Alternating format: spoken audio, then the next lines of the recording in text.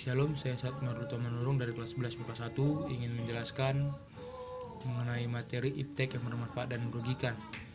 Jadi di sini kita sudah sama-sama tahu apa itu iptek, apa itu perkembangan zaman, apa itu teknologi. Jadi mungkin saya tidak perlu menjelaskan panjang lebar lagi apa itu perkembangan atau iptek atau dan lain-lainnya. Namun saya akan langsung saja ke inti materinya, yaitu dampak iptek yang bermanfaat dan iptek yang merugikan bagi manusia dalam agama Kristen. Jadi pertama-tama saya akan menyebutkan 3 atau 4 kriteria dari iptek yang bermanfaat dan iptek yang merugikan.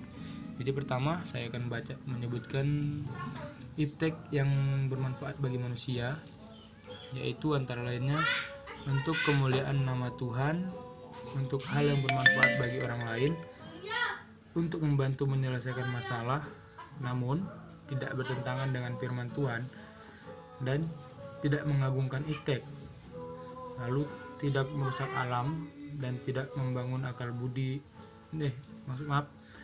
untuk membangun akal budi dan moral manusia. Jadi kira-kira itulah perkembangan iptek yang bermanfaat bagi umat manusia. Selanjutnya yaitu perkembangan iptek yang yang merugikan umat manusia, antara lain iptek yang bertentangan dan melanggar nilai-nilai dan norma dalam masyarakat, dan iptek yang melanggar nilai-nilai dan norma dalam agama. Selanjutnya ada iptek yang dapat membuat masalah baru. Jadi kira-kira itulah kriteria dari iptek yang bermanfaat dan iptek yang merugikan. Selanjutnya adalah materi yang B, yaitu landasan Alkitabiah. Landasan Alkitabiah ini maksudnya memang kita boleh mengikuti perkembangan zaman iptek, namun kita harus tetap melandasinya dengan Alkitab atau firman Tuhan, karena di mana semua ilmu pengetahuan ataupun perkembangan zaman pada saat ini sudah tercantum di Alkitab. Kita hanya tinggal mencarinya dan menerapkannya dalam kehidupan kita sehari-hari. Jadi saya akan menyebutkan sejumlah pasal yang merupakan landasan dalam ilmu pengetahuan yang terletak di dalam Alkitab. Yang pertama yaitu Amsal 1 ayat 7a, yang isinya adalah takut akan Tuhan adalah permulaan pengetahuan. Selanjutnya adalah Kejadian 3 ayat 7. Maka terbukalah mata mereka berdua dan mereka tahu bahwa mereka telanjang, lalu mereka menyemat daun pohon ara dan membuat cawan. Yang ketiga, Kejadian 3 ayat 21. Dan Tuhan Allah membuat pakaian dari kulit binatang untuk manusia dan untuk istrinya itu, lalu mengenakannya pada mereka. Di situ kita juga sudah bisa memahami apa arti-arti atau makna-makna dari ayat-ayat Alkitab tersebut. Mungkin saya akan menjelaskan beberapa saja, seperti yang tercantum pada Amsal 1 ayat 7a, yaitu takut akan Tuhan adalah permulaan pengetahuan. Itu artinya semua pengetahuan yang ada di muka bumi ini atau iptek, apapun itu namanya, perkembangan zaman, teknologi, itu semua berawal dari ketakutan kita akan Tuhan atau ketaatan kita akan Tuhan. Karena tanpa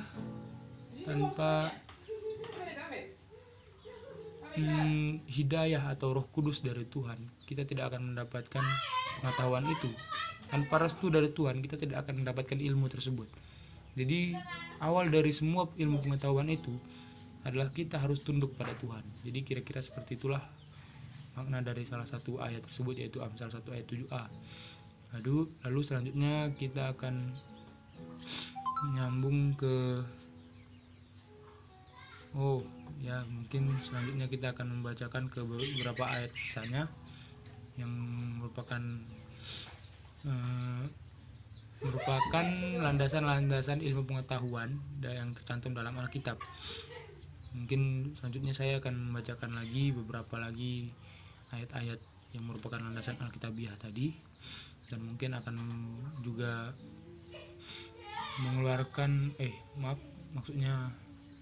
memberikan pengertiannya berdasarkan pendapat saya sendiri. Yang keempat tadi kita lanjut yang keempat, yaitu kejadian 6 ayat 14 sampai 16, yaitu buatlah bagimu sebuah bahtera dari kayu gofir. Bahtera itu harus kau buat petak-petak dan harus kau tutup dengan pakal dari luar dan dari dalam. Beginilah engkau harus membuat bahtera itu. 300 hasta panjangnya, 50 hasta lebarnya, dan 30 hasta tingginya. Buatlah atap pada bahtera itu dan selesaikanlah bahtera itu sampai sehasta dari atas, dan pasanglah pintunya, pasanglah lambungnya. Buatlah bahtera itu bertingkat bawah, tengah, dan atas. Jadi kita juga tahu bahwa ilmu pembuatan kapal atau bahtera atau yang kita sebut saat ini kapal ataupun perahu, atau mungkin lebih tepatnya kapal, sudah terdapat di Alkitab. Jadi sebelum manusia menciptakan kapal feri ataupun kapal-kapal besar lainnya, pembuatan bahtera yang sangat besar ini sudah terdapat di Alkitab. Jadi kita hanya perlu membaca Alkitab dan kita tahu bahwa ilmu tersebut terdapat di Alkitab. Selanjutnya ada 1 Raja-Raja 6, yaitu Salomo mendirikan bait suci. Nah, di sini kita juga mengetahui sebuah informasi bahwa ilmu konstruksi atau membangun sebuah gedung itu sudah juga terdapat dari zaman dahulu, yaitu seperti ini yang Salomo mendirikan bait suci. Dan kita juga tahu bait suci itu adalah sebuah gedung tempat peribadatan yang besar. Mungkin bagi teman-teman yang pernah melihat film dari Yesus Kristus juga pernah melihat bait suci itu sendiri, atau tiruan dari bait suci itu sendiri yang terdapat dalam film. Merupakan sebuah bangunan besar di mana merupakan tempat peribadatan bagi umat Nasrani di Israel, di dalam Alkitab tersebut, cerita dalam Alkitab tersebut. Jadi kita juga sudah tahu bahwa ilmu membangun sudah terlebih dahulu terdapat di dalam Alkitab sebelum perkembangan zaman saat ini. Jadi sekian dari saya, terima kasih, shalom.